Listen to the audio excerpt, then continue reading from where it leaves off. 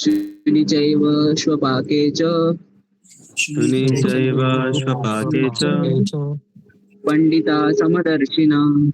पंडिता समदर्शिनः।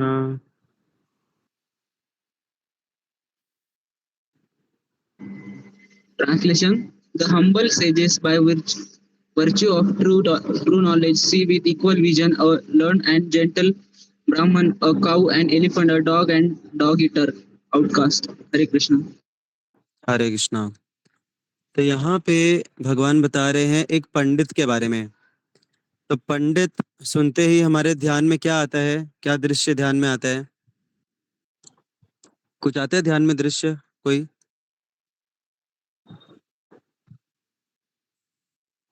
पंडित, पंडित जो जी। पुजारी रहता है, पूजा हवन करता है, वो वाला।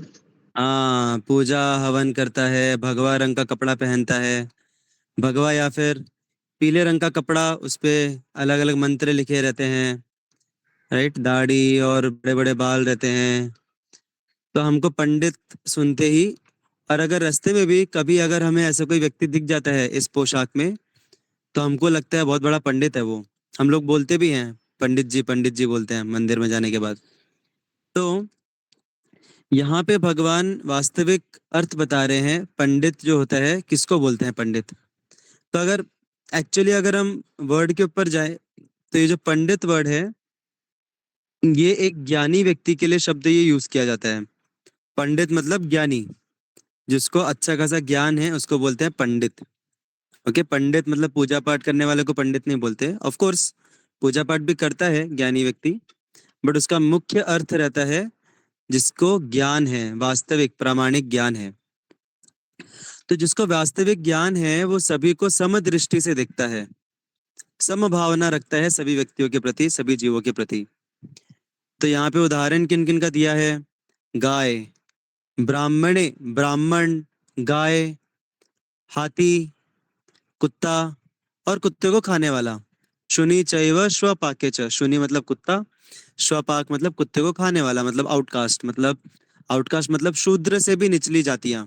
हमको जनरली ब्राह्मण, क्षत्रिय, वैश्य, शूद्र तक पता रहता है, लेकिन शूद्र से भी नीचे भी जातियां रही करती, लाइक होती थी वैदिक सभ्यता में, जिनको कैटेगराइज किया जाता था चंडाल, फिर म्लेच्छ, यवन, खस, ऐसे ये सारी जो जातियां थी ये शूद्र से भी निचली योनि की थी, निचले कोटि की थी।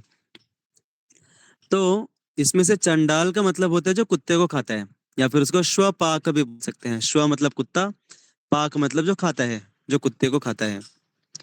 लेकिन जो पंडित रहता है, जो ज्ञानी व्यक्ति रहता है, वो सभी को समदृष्टि से देखता है। मेरी आवाज ब्रेक तो नहीं हो रही ना? नहीं नहीं। ओके। तो अभी हम आज के जमाने में भी देखते हैं कि लोग काफी हद तक, लोग सभी समदृष्टि के बारे में बहुत बात करते हैं, राइट? आप लोगों ने भी ऑब्जर्व किया होगा, न्यूज में, सोशल क्या बोलते हैं, पॉलिटिक्स में, हर जगह पे सभी चाहते हैं कि एक समभावना रहे सबके लिए, समदृष्टि से हम सबको देखें। तो क्या आप कोई उदाहरण दे सकते हैं आज के समाज में लोग जनरली किनके बारे में समानता की बात करते हैं?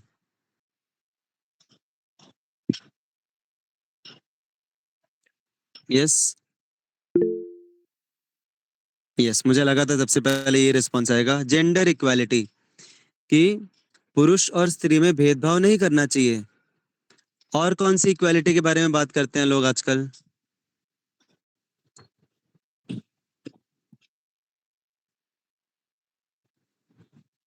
Cast, very good. और कोई equality?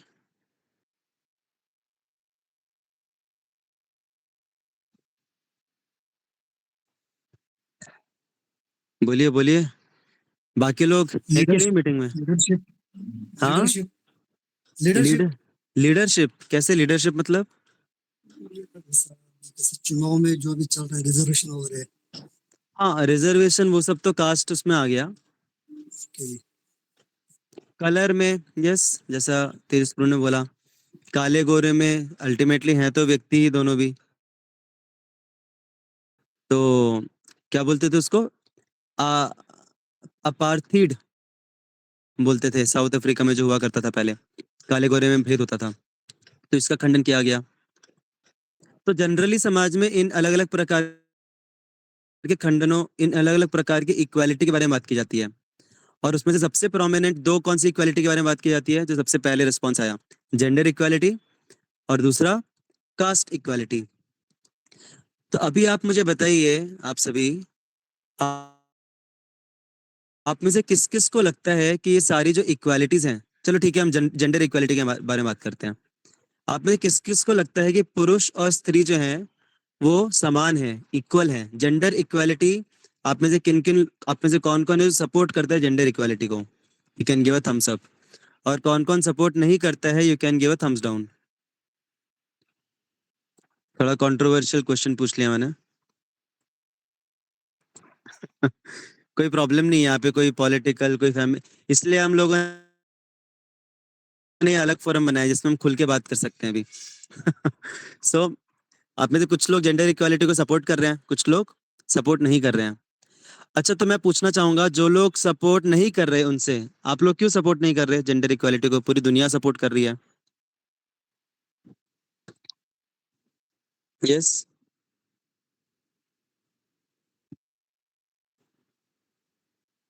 security of very women's. Good, very good. Security of women. एक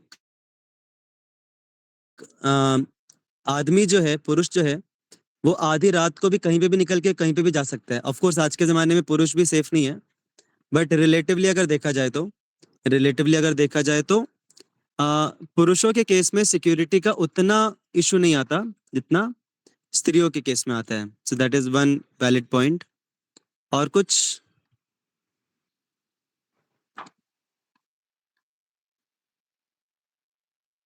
और क्या इनइक्वालिटी दिखती है आपको?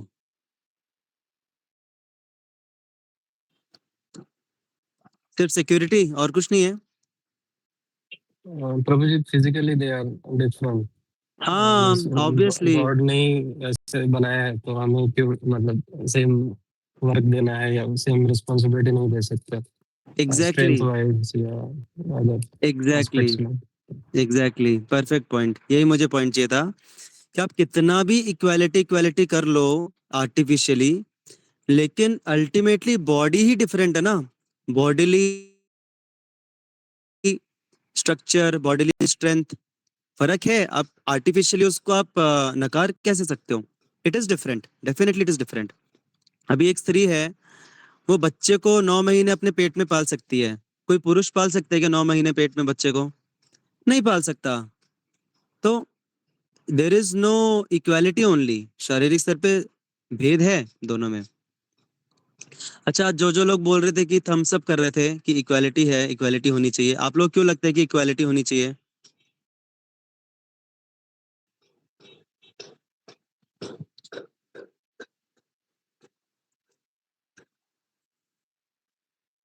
कोई था ही नहीं क्या थम्स अप वाला?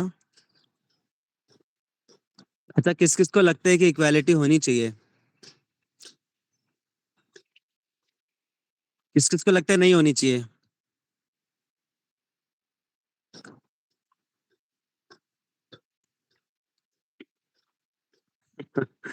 ओके, ठीक है, अभी इसके ऊपर बाद में आएंगे हम। अभी हम कास्ट के ऊपर आते हैं, ठीक है? कास्ट, जो अलग अलग कास्ट में जो लोग हैं, उनके बीच में इनइक्वालिटी होनी चाहिए, भेद होना चाहिए। अगर आपको लगता है भेद होना चाहिए तो गिव अ थम्स अप। अगर आपको लगता है भेद नहीं होना चाहिए then give a thumbs down. ब्राह्मण, क्षत्रिय, वैश्य, शूद्र नहीं होना चाहिए, आप सभी बोल रहे हैं। अच्छा, क्यों नहीं होना चाहिए? एक सेकेंड, थम्स अप मतलब, रुकिए रुकिए, अगर आप थम्स अप कर रहे हैं मतलब भेद होना चाहिए, थम्स डाउन कर रहे हैं मतलब भेद नहीं होना चाहिए।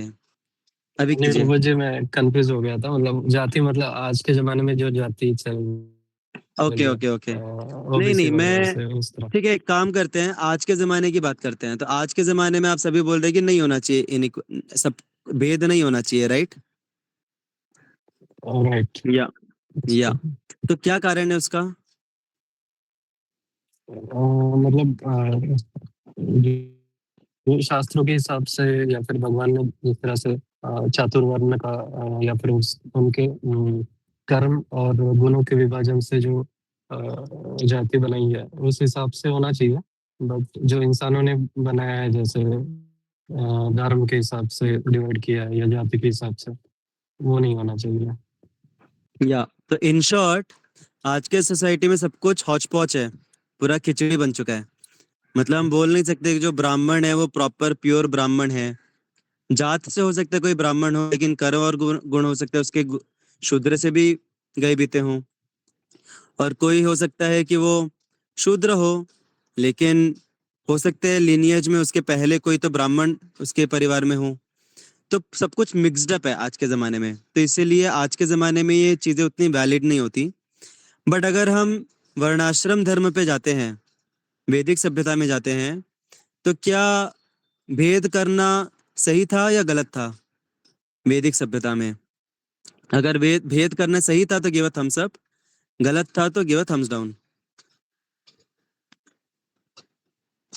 क्यों भेद करना सही था? अभी ललित प्रभु जी ने बताया कि भगवान ने ही वो कैटेगराइज किया है अलग अलग गुण और कर्मों के अनुसार।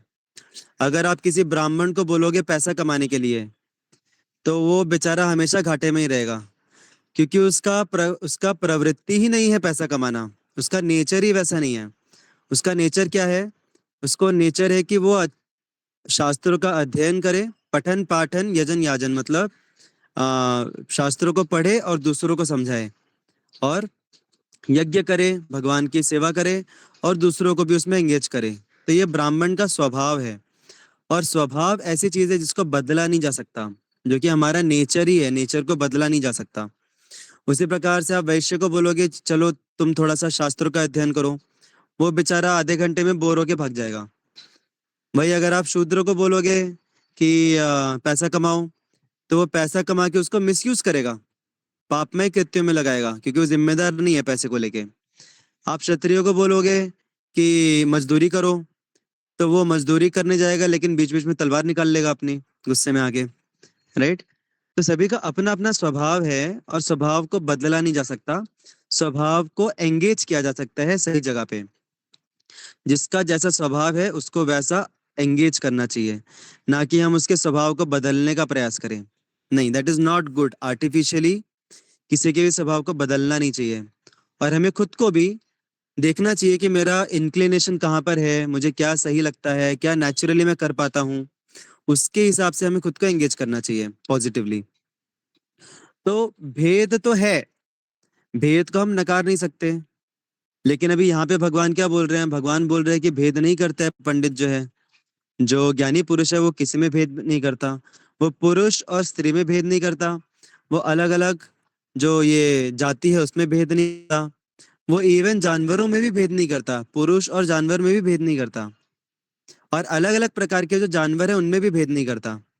अभी क्या हम गाय और शेर में हमें भेद करना चाहिए, नहीं करना चाहिए? करना चाहिए। अगर करना चाहिए तो गिव अ थम्स अप। या नहीं करना चाहिए? ओके। तो पंडित व्यक्ति वो है जो भेद नहीं करेगा। तो कैसे समझें इसको? भगवान चाहते हैं कि हम किसी में भी भेद नहीं करें, लेकिन प्रैक्टिकली देखा जाए तो भेद तो करना स्वाभाविक है। तो कैसे समझा जाए इसको? कोई बता सकता है? जैसा कि हर कोई भगवान का अंश है, इसलिए वो भेद नहीं करते, इस तरीके से दिखते हैं। या तो इसको अगर हम दूसरे शब्दों में बोले, तो भौतिक स्तर पे, शारीरिक स्तर पे भेद करना अनिवार्य है, लेकिन आध्यात्मिक स्तर पे भेद नहीं होना चाहिए, भेदभाव नहीं होना चाहिए। क्योंकि आध्यात्मिक स्तर पे चाहे वो पुरुष हो, वो स्त्री हो, पशु हो, इंसान हो, कोई भी जाति का हो, कोई भी रंग का हो, कोई भी देश का हो, कोई भी धर्म का हो, अल्टीमेटली सभी के सभी भगवान के अंश हैं। सभी के सभी आत्मा हैं, जीव हैं, जीव तत्व हैं। तो इसीलिए आध्यात्मिक स्तर पे भेद, अगर हमें ऐसा सोसाइटी चाहिए, अगर हमें ऐसा समाज चाहिए जिसमें भेदभाव नहीं होता है, तो वैसा समाज सिर्फ और सिर्फ आध्यात्मिक समाज में ही पॉसिबल है। वो भौतिक स्तर पे अगर कोई समाज चल रहा है तो वहां पे भेद होना अनिवार्य है। जैसे हमारी इस्कॉन सोसाइटी में देखते हैं, ठीक है, उसके ऊपर हम बाद में आएंगे। अभी आप मुझे बताइए कि ये जो अंडरस्टैंडिंग है कि सभी भगवान के अंश हैं, ठीक है, अभी आप में से किस किस को लगता है कि हमें भेदभाव नहीं करना चाहिए आध्यात्मिक स्तर पे, मतलब सभी को हमें भगवान के अंश के रूप में देखना चाहिए, भले ही वो बाहरी रूप से अलग अलग स्थिति में हो, लेकिन अल्टीमेटली क्या है, अल्टीमेटली सभी भगवान के अंश हैं। यहाँ तक क्लियर है सभी को? सिर्फ 2-3 लोगों को ही क्लियर है, बाकी लोग हैं कि नहीं मीटिंग में? अच्छा, कौन कौन मीटिंग में, थोड़ा सा हैंड रेज कीजिए, थोड़ा भेदभाव करना पड़ेगा। 1 2 3 4 5 6, ओह 6 ही लोग हैं, बाकी लोग कहाँ हैं? आप लोग हैंड रेज रखिए, बाकी लोग हैं कि नहीं? 7 टोटल, 1 2 3 4 5 6 7, कितने? 10 में से 7, 10 में से 2 तो तेजस प्रभु ही है, मतलब 9 में से 7, मतलब 2 लोग प्रेजेंट नहीं है मीटिंग में। Okay, anyways at least maximum are there. तो अभी आप मुझे बताइए कि ये जो अंडरस्टैंडिंग है कि भेदभाव आध्यात्मिक स्तर पे नहीं होना चाहिए, भौतिक स्तर पे भेदभाव अनिवार्य है, तो इसका प्रैक्टिकल इम्प्लीकेशन क्या है? जब आप बोल रहे हो कि आध्यात्मिक स्तर पे हमें भेदभाव नहीं करना चाहिए, इसको हम प्रैक्टिकल एक्शन में कैसे लाएंगे, इस फीलिंग को, इस अंडरस्टैंडिंग को? कोई बताना चाहेगा? How to practically act on this knowledge?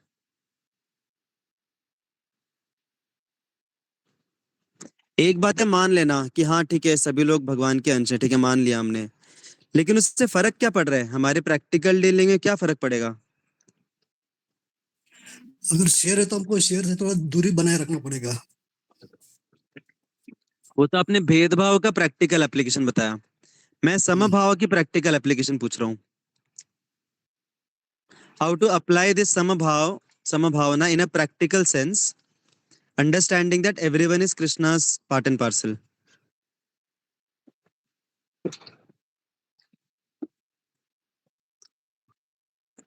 देखिए, भौतिक स्तर पे भेदभाव रखना ये तो बहुत ही सिंपल है समझना, जैसे अभी प्रशांत प्रभु जी ने बताया कि भले ही सभी भगवान के अंश हैं, लेकिन गाय के गले में हम हाथ डाल के खड़े रहेंगे, लेकिन शेर के गले में हाथ डाल के उसको चुंबन करेंगे क्या हम? नहीं। हम चुंबन करने जाएंगे, वो हमें ही खा जाएगा, पूरा का पूरा ही खा जाएगा हमें।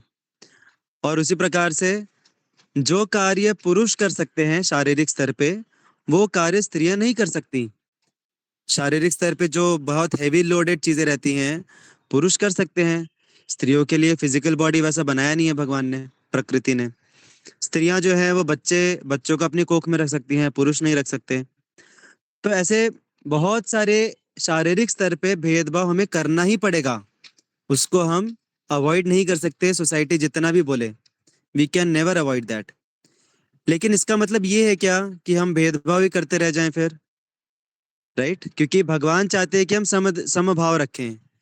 तो वो समभाव रखने का मतलब क्या हुआ, समझना कि हर एक व्यक्ति भगवान का अंश है। यहाँ तक समझ गए सभी? लेकिन इसको प्रैक्टिकल लाइफ में कैसे इंप्लीमेंट करना, इस अंडरस्टैंडिंग को, इस समभावना को प्रैक्टिकल लाइफ में कैसे जीना? जैसे अभी पुरुष और स्त्री का एग्जांपल लेते हैं, तो पुरुष और स्त्री में समभावना हम कैसे प्रैक्टिकली अप्लाई कर सकते हैं?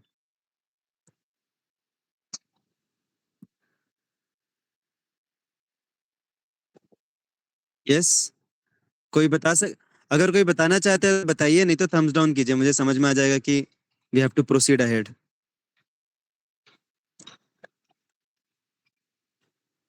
हाँ, तो यही हुई ना बात, तेजस्वी ने जो लिखा चैट में।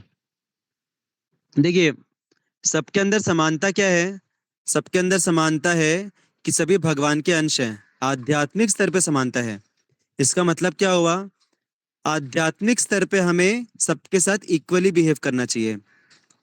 आध्यात्मिक स्तर पे बिहेव करना मतलब हर एक जीवात्मा को भगवान की भक्ति करने का समान मौका मिलना चाहिए, चाहे वो पुरुष हो, चाहे वो स्त्री हो, चाहे वो ब्राह्मण हो, चाहे वो शूद्र हो, चाहे वो चंडाल हो, चाहे वो जानवर हो। हर एक जीवात्मा, चाहे वो अलग अलग शरीर में हो, अलग अलग परिस्थिति में हो, हर एक जीवात्मा को भगवान की भक्ति करने का समान, क्या बोलते हैं उसको, जन्म सिद्ध अधिकार है। हम ऐसा नहीं बोल सकते कि ये स्त्री है, इसको मंदिर में नहीं आ सकते, ये मंदिर में नहीं आ सकती, ये शूद्र है, ये मंदिर में भगवान की पूजा नहीं कर सकता। हम ऐसा नहीं बोल सकते। हम ऐसा नहीं बोल सकते कि जो स्त्रियां हैं वो पुरुषों से थोड़ी कुछ कम है भक्ति में। नहीं, जब बात आती है भक्ति की, तो कोई भी जीवात्मा कितना भी अग्रसर हो सकता है भक्ति में। वहां पे शारीरिक भेदभाव वहां पे नहीं देखा जाता, क्योंकि अल्टीमेटली सभी के अंदर पोटेंशियल है भगवान से प्रेम करने का।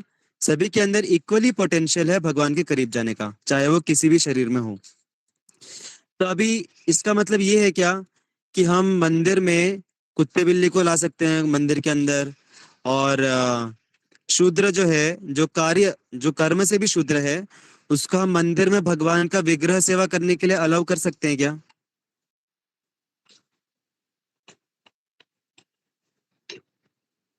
क्यों नहीं कर सकते? अभी हमने बोला कि भक्ति करने का सभी को समान हक है।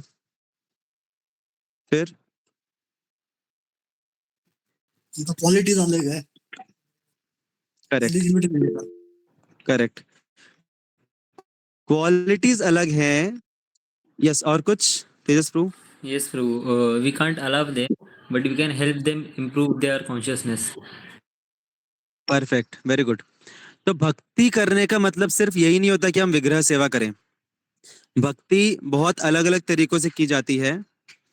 तो भक्ति के दो मार्ग रहते हैं। जैसे ऐसा बोला जाता है कि जो ट्रेन है, जैसे ट्रेन दो पटरी के ऊपर चलती है, उसी प्रकार से जो भक्ति का जो हमारा गाड़ी है वो भी दो पटरी पे चलता है। एक जिसको बोलते हैं भागवत विधि, और दूसरी पटरी का नाम है पंचरात्रि की विधि। भागवत विधि, पंचरात्रि की विधि। तो इसमें से महत्वपूर्ण, ज्यादा महत्वपूर्ण अंग क्या होता है? भागवत विधि। भागवत विधि का मतलब चैंटिंग, भगवान के बारे में सुनना, जिसमें हम डायरेक्ट भगवान से संपर्क कर रहे हैं।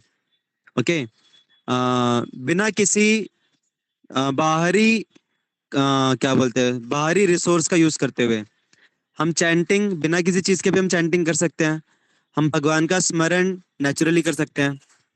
तो भगवान का श्रवण करना, स्मरण करना, पठन करना, जप करना, ये सारे जो कार्य हैं ये आते हैं भागवत विधि में। और इसके लिए कोई क्वालिफिकेशन नहीं लगता। ये शूद्र भी कर सकता है, चंडाल भी कर सकता है, पुरुष कर सकता है, स्त्री कर सकता है, कोई भी कर सकता है ये। ओके, लेकिन जब आती है बात पंचरात्रि की विधि की, तो पंचरात्रि की विधि मतलब विग्रह की सेवा करना, और विग्रह की सेवा में नियम रहते हैं।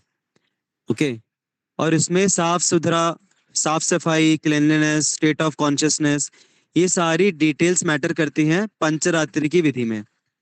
और पंचरात्रि की विधि में, क्योंकि पंचरात्रि की विधि क्या होती है, उसमें देखिए अभी भागवत विधि में हम किसको भगवान की सेवा में लगा रहे हैं? क्या हम अपने शरीर को सेवा में लगा रहे हैं या अपने मन को सेवा में लगा रहे हैं?